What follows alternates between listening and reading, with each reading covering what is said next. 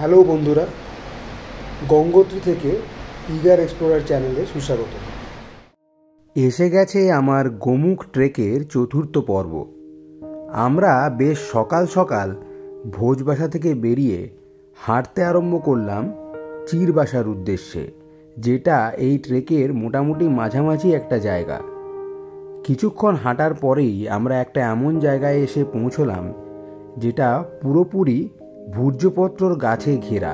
এই গাছ থেকেই ভোজবাসা নিজের নাম পেয়েছে। তো এইখানটাতে চারদিকে যে গাছগুলো আছে এগুলো সব হচ্ছে ভুজ গাছ, যার ছাল থেকে ভূর্জপত্র হয়, যেখানে আগেকার দিনে লেখা হতো। সব আজকালকার লোকজন মিলে গাছগুলোর এমন ছাল ছাড়িয়েছে যে আর কিছু বাকি নেই। ভুজ গাছে ঘেরা ওই জায়গাটিতে একটু সময় কাটাবার পরে আমরা আবার এগিয়ে চললাম চিরবাসার উদ্দেশ্যে। বেশ তাড়াতাড়ি পা চালিয়ে কয়েক ঘন্টার মধ্যেই আমরা আমাদের গন্তব্যে পৌঁছে গেলাম।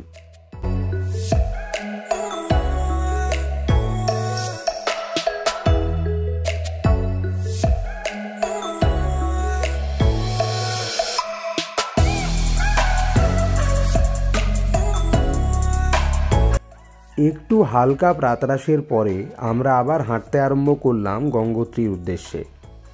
এই পুরো রাস্তাটাতেই আমরা হিমালয়ের অপূর্ব সৌন্দর্য উপভোগ করেছিলাম।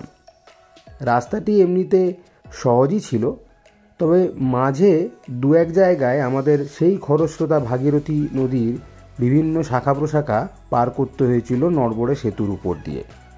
আমরা মোটামুটি দুপুর 12টার সময় পৌঁছে গেলাম গঙ্গোত্রী।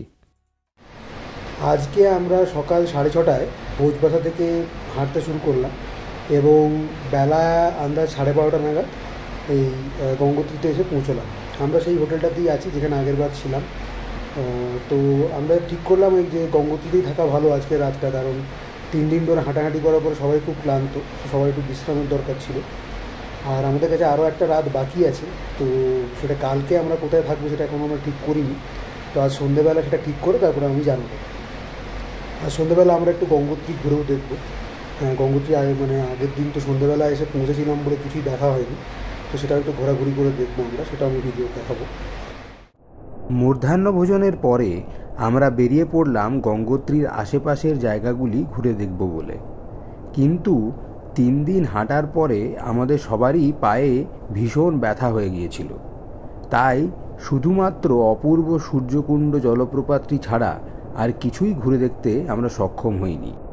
এই একটি জায়গা দেখার পরেই আমরা আবার আমাদের হোটেলে ফিরে এলাম। আমার গোমুখ ট্রেকের এই পর্বটি এখানেই শেষ।